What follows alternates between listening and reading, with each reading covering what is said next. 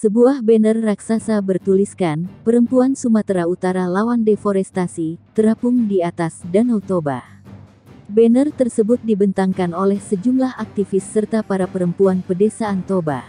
Lewat aksi tersebut, mereka menyampaikan pesan kepada para partisipan W20 Summit di Parapat, betapa pentingnya menjaga hutan dan hak-hak masyarakat adat, khususnya perempuan adat dari ancaman deforestasi dan eksploitasi lahan. Aksi ini adalah bentuk penyampaian aspirasi kami bahwa pertemuan W20 Summit yang mengedepankan isu kesetaraan dan diskriminasi gender, ekonomi inklusif, perempuan marginal dan kesehatan, seharusnya juga berkaca pada apa yang terjadi di hutan Sumatera Utara dan sekitarnya. Banyak masyarakat adat khususnya perempuan adat dan pedesaan terpaksa kehilangan ruang hidupnya akibat perampasan tanah dan hutan yang dilakukan perusahaan-perusahaan besar, demi meraup keuntungan semata, tegas Sekar Banjaran Aji. Juru kampanye Hutan Greenpeace Indonesia.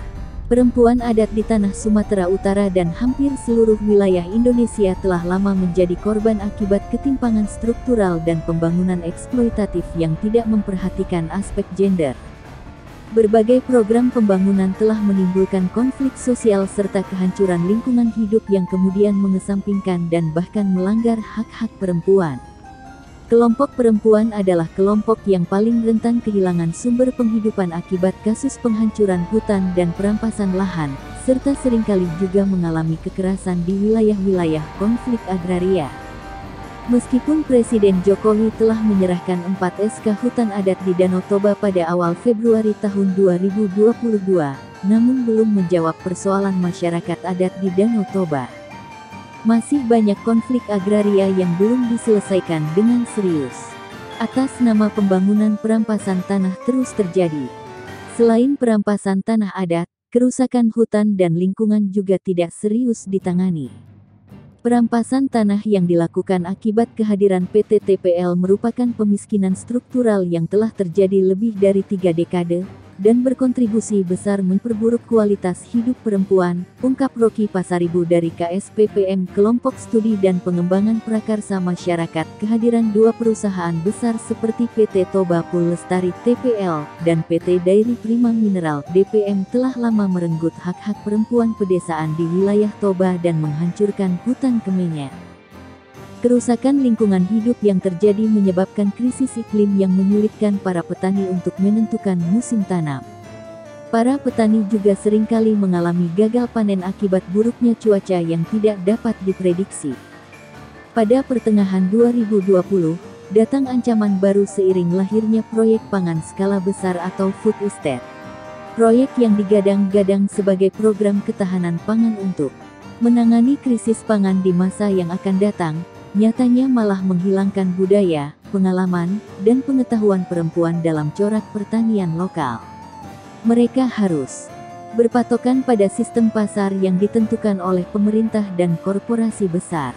Proyek ini, sama halnya dengan proyek pertanian sebelumnya, hanya akan melahirkan konflik baru, industrialisasi pangan yang mengenyampingkan masyarakat, serta monopolisasi lahan-lahan pertanian dengan skema yang tampak baik di permukaan saja.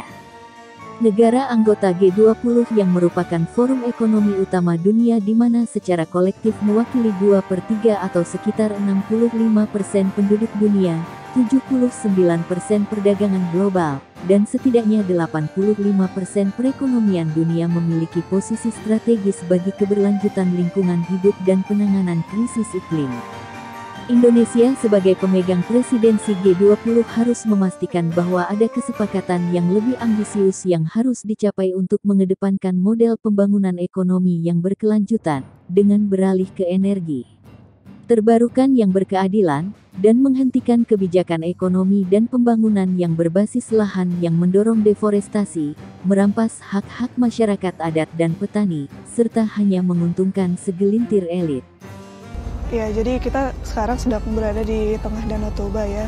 Jadi kita sedang membentangkan banner yang bertuliskan perempuan di Sumatera Utara menolak pengerusakan hutan atau deforestasi gitu. Jadi di sini ada sekitar 20 perempuan dari berbagai wilayah di kawasan Danau Toba ini yang menyampaikan isu dan permasalahan dan kegelisahan masing-masing yang dialami oleh perempuan petani dan perempuan adat di Danau Toba ini gitu. Jadi bertepatan dengan W20 yang sedang dilakukan di Parapat di kawasan Danau Toba ini, yang menghadirkan perempuan-perempuan yang termasuk berpengaruh dari 20 negara, yang dimana mereka membicarakan hal-hal besar tentunya, dan salah satunya seperti tentang perekonomian digital gitu. Tapi kan bagaimana ekonomi digital ini diperhadapkan dengan perempuan-perempuan yang berada di kawasan Danau Toba ini, sementara sumber-sumber penghidupannya sendiri itu dirampas gitu, dan sumber daya alamnya itu dieksploitasi.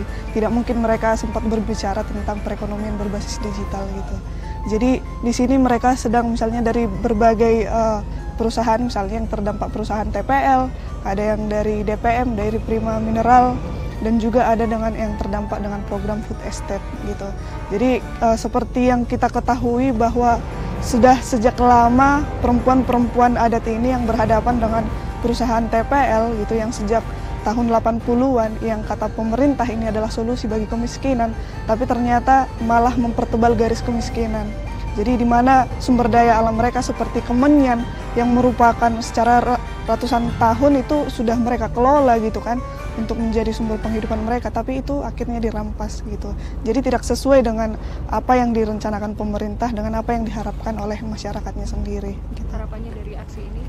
Harapannya dari aksi ini memang kita berharap kepada pemerintah dan juga sebenarnya kepada seluruh dunia bahwa pembangunan ini sebenarnya harus berbasis dan adil gender gitu. Jadi harus melibatkan perempuan dalam setiap, mulai dari proses perencanaan pembangunannya sampai pada pengambilan kebijakannya gitu, dan harus mengutamakan, mengedepankan prinsip FPIC di mana masyarakat adat dan perempuan adat itu berhak mengetahui informasi di awal dan berhak untuk memutuskan pembangunan itu akan mereka terima atau tidak gitu.